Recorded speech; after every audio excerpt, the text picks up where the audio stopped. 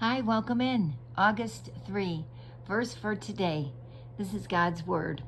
Every tree that does not bear good fruit is cut down and thrown into the fire.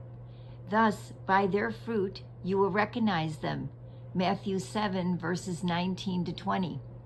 Ezekiel 15, verses 1 to 5. Dead wood. One day the Lord asked Ezekiel, "What use is there for the wood of a dead vine? It can't be used for carving something useful, and it doesn't even make good firewood. Trees of the forest are much better for that. When you do use it for firewood and the wood becomes charred, it is even more useless than before. Just as a vine that does not bear fruit is cut up and burnt, so I will remove Jerusalem and punish the people because they have chosen to be unfaithful to me. I will turn their country into a desert." Am I bearing fruit? We face many choices each day. Some choices are important, some are not. Some choices can be made for us, others can only be made by us.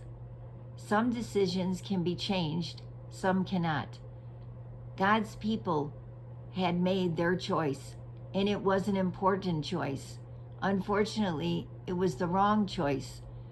They chose to be unfaithful to God. They had not slipped up in a moment of weakness or temptation.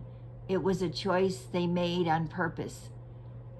They had decided to worship idols, and their hearts were filled with greed instead of love for God.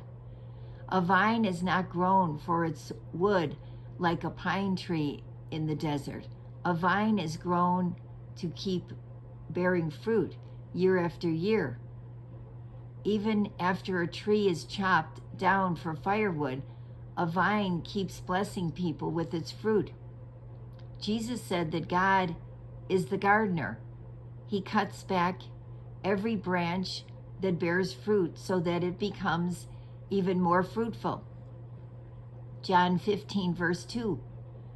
We have been chosen to bear fruit, not end up as firewood.